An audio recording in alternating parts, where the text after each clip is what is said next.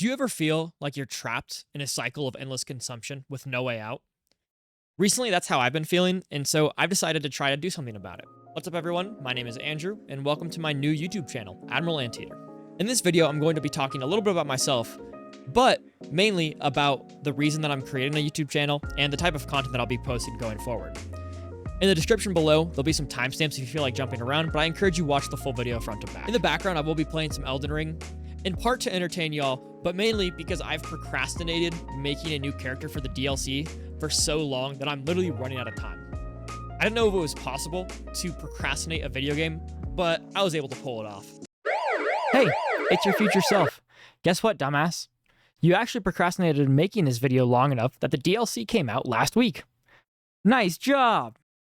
Before we get started, I do want to shout out the creator NeatOnTheRocks, because if not for him, I don't know if I would have created this video, let alone this entire channel.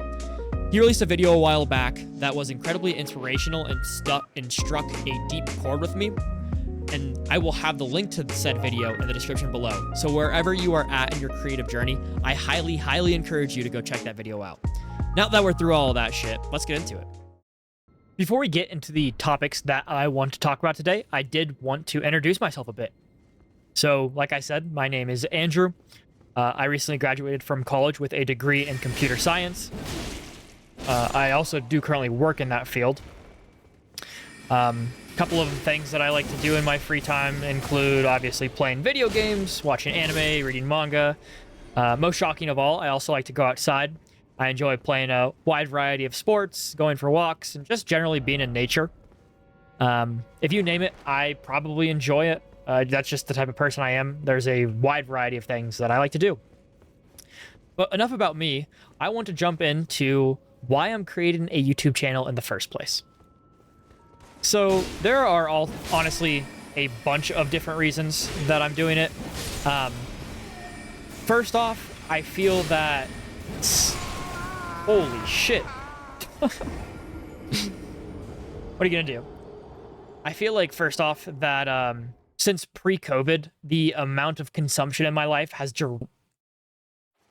I feel like that since pre-COVID, the amount of consumption in my life has dramatically increased.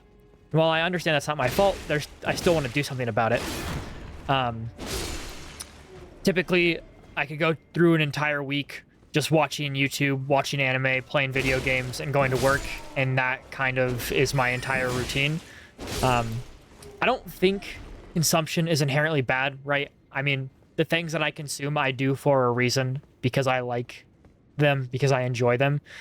But I think that before COVID, I did them a lot more intentionally, and there was just not nearly as much of it in my life, because I was always making sure that when I was watching YouTube or consuming content in some way, that I was very intentional about it, and I feel like I have very much lost that since COVID. Another thing, just personally, not to get too deep, is that I feel like... Oh my god, they're still going. I feel like part of my constant consumption is because there's like a void inside of me. Okay, never mind. I changed my mind. I feel like there's like a void in me that I'm trying to fill through consumption, and so I just keep consuming over and over and over again, even though it's not filling that void. Now, odds are that that's some internal work that I gotta do to solve that, right? But fuck that, man. I want to listen to the desire to create. That internal work I can do later. I just want to give more credence to this desire of creation more than I have in the past. Another reason that I am doing it is because I just want to create. I feel like that could potentially fill that void that I am talking about. Not that it's guaranteed to. Not that it's guaranteed to, but I think that I haven't really given that voice a lot of... I haven't given that voice enough weight in the past, and I have kind of always operated in a space of, like, I'm not really a creative person, where maybe I am, but I've always just been so concerned with societal pressures or anything else to really pursue that, including, like, the quality of the things that I produce. But that's the main reason that I want to start a YouTube channel. There's a couple other reasons, but it also kind of falls into why I'm choosing YouTube out of all of the different art mediums that I could go for. So let's get into that. So I have always wanted to be a YouTuber. I think it's pretty common among people my age, especially because we grew up with YouTube. Hell, I've even given it multiple tries myself. I remember one of my earliest attempts, I don't even know how old I was. It was when the Aether mod first came out. I was a very young kid, and I wanted to do a Let's Play of the Aether mod. And so I did, or at least I tried to. This was at a time that I couldn't figure out how screen recorder worked, specifically Fraps at the time. And so what I did instead was I had my iPod Touch that I used to physically record the screen that I was playing Minecraft on. The only problem is that we also didn't have a tripod, and this was more my family. You know, like I'm not going to go buy a tripod at all for this purpose. But I figured out how I could get around that. I was like, hey, I can build a tower of Legos that actually supported my iPod while I played. And so it was a tower of Legos that just sat in front of my computer screen with the iPod at the touch and just filmed the screen itself. Genius, right? You can imagine how that went, but I'll take it even a step further. At that time, my family only had a family computer, and that family computer was in kind of our main living room, which had huge windows in it. And those windows caused a shit ton of glare. So obviously, my solution to this was getting a blanket, and I tucked it in behind me and then tucked it in behind the computer screens so that the glare, you couldn't see the glare. You can also imagine how that went. That's just one of the many times that I've tried to do YouTube. I've tried more recently as COVID started to be a streamer of some sort, but I also stopped or quit doing that as well. So, oh, whoa, holy shit, dude. Can you guys knock it off, man? In the past, I was embarrassed of the fact that I even wanted to do YouTube, despite the fact that I really enjoyed it. For whatever reason, I always thought that it was like a super childish thing to want to do, and I wanted to be like more mature and stuff. Again, I'm not gonna pretend like I had a... Jesus Christ, man.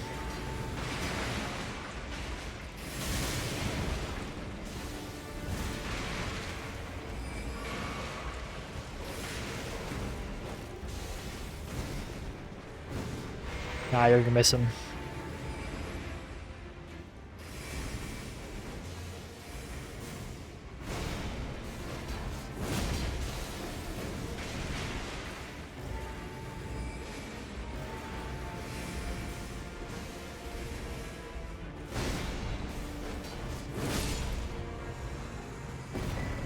What? And they said strength builds were hard. What was I talking about? Oh yes. So in the past, I was always embarrassed of the fact that I even wanted to do YouTube, despite the fact that I really liked it. I don't entirely know why. I think it was because I kind of viewed it as childish for whatever reason, and at that age, I wanted to be more mature. And by that age, I mean like I'm 10 to like 15 or something. I always wanted to appear as more mature than I was, and so the fact that I wanted to do YouTube, I was just incredibly embarrassed about. Because of that, I think I always trivialized it and never really put in my full 100% effort, but that led to a very insidious cycle. So I would not try my best at creating my YouTube channel, which was a result of the shame that I felt about it. And then because of that, the type of content that I would create, I would never really be proud of, right? Like, it was never great content that I was like, oh man, I'm really happy that I was able to create this. I was always ashamed of it. And so because I was ashamed of it... Hey, do I stab him in the ass then? Where is his spot, dude? Never mind. And because I was ashamed of it, I never wanted anyone to know that I did YouTube.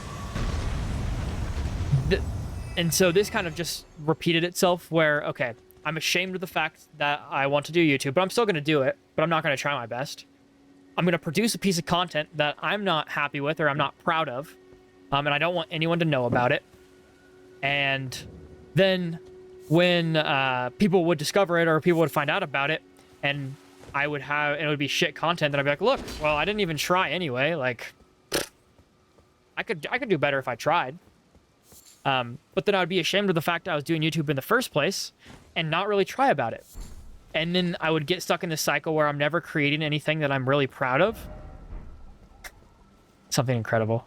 I get this cycle that I would never really create anything I was proud of, and that would go on until I quit. I just didn't want to do it anymore.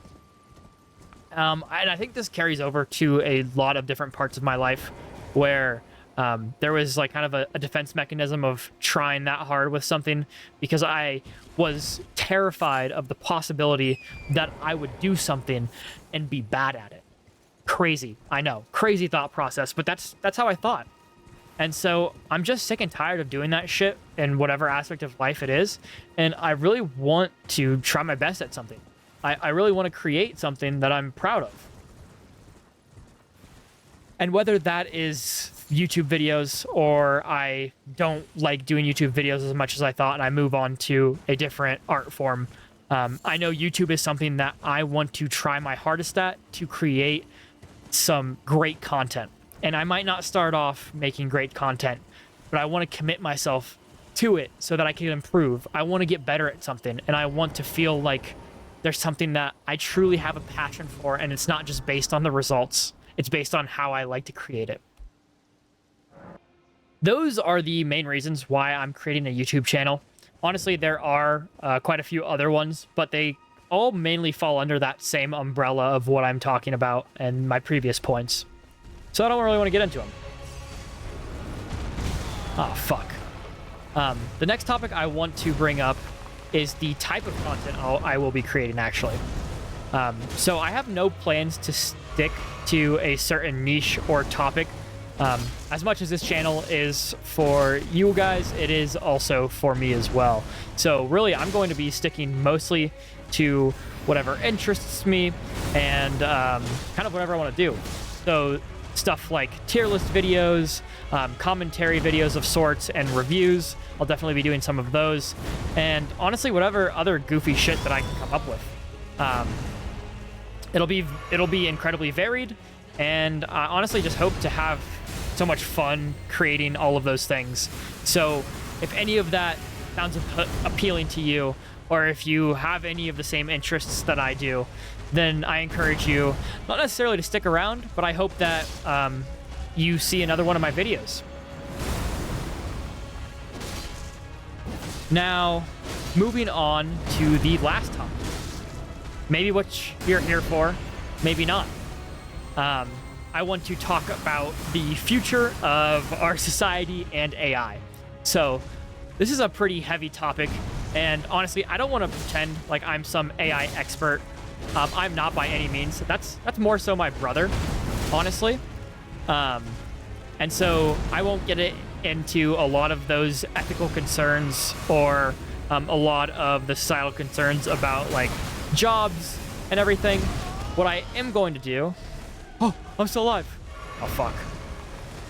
What I am going to do is lay out for you exactly how I am thinking about it and kind of my own logic, so to speak. Fuck. So, most of you know, AI by no means is good right now, or great. I don't know what terms you want to use to describe it, but it's not that great. It's wrong pretty consistently, and it will genuinely just lie to you about answers, and if you ask it to correct itself, sometimes it will, despite being right. So we all have our own gripes with AI. But the other fact of the matter is that it's going to get better. If you think back to 2001, 23 years ago, that was when the first iPod Touch was released. Or not even iPod Touch. The first iPod was released. Since then, it's been 23 years, and we are now staring at something that could resemble a human if you don't really examine it too hard, which is absolutely insane. And the fact of the matter is that it's only going to get better. There are so many hardware companies out there, like NVIDIA and AMD, that are starting to manufacture chips that are specifically designed for an AI workload to train models and whatnot. So you can bet on this AI getting faster and better. And if still that isn't enough to convince you, just look at all of the different enterprises and corporations that are literally shoving AI down your throat at any given moment with their products. It's on the horizon, and it's just coming closer and closer, and I don't really know what that looks like holistically as our society, but I want to kind of do a thought experiment. Let's assume that AI can run our society effectively. What will we do to differentiate ourselves from AI? I think that everyone has their own answer to this question. God damn it. But I want to tell you my answer. So I think that answer comes in our experiences, the stories we have to tell, and the connections that we can make authentically from one human being to another. Historically, art has been the best medium. Whatever forms it comes in, it is meant to evoke emotions in the people that witness it, and often it directly pulls from the artist's own emotions or experiences, and it displays it for everyone to kind of see and connect with. I myself am obsessed with stories. I'm obsessed with people and like characters and the settings that they put these stories in. I love connecting with this on a very base layer, and it lets me kind of experience what they experienced in those moments. This results in another layer of connection for humanity. Whenever I play a fantastic game, or I listen to a great piece of music, or I watch a hilarious YouTube video, my first inclinations are to share this with the people around me. It's to share this with the people that are important to me and that I want to also kind of share in this experience with them. This requires a sort of vulnerability that you really don't get, and it requires a certain layer of trust with another individual. And I think this is something that maybe AI can artificially induce this in us, but I don't think it's as genuine or as real as it is to connect with another human being who is wearing their heart on their sleeve. And this is why I think that AI can usher in another Renaissance era, if you will, of art. I think that focusing on something that truly makes you happy and that you truly enjoy doing is the pinnacle of what I would consider a good life. And that's what I want to strive for. I want to strive for something where it's a craft that I can master. It's a craft where I enjoy the process and something I can throw myself at and be happy regardless of the results every day and know that I can live on regardless of everything else. So that's all I wanted to talk about. I really appreciate you guys sticking around and listening to me rant a bit, and I'm super stoked to start this journey. In the future, I'm going to try my best to put out some dope shit, so if you are at all interested in anything I talked about previously, then consider subscribing. Other than that, if you resonated with this video in any way, then I really encourage you to go check out that video by NeatOnTheRocks that I will have linked in the description below. Other than that, I hope you guys have a great week, and I hope to see you around. Deuces.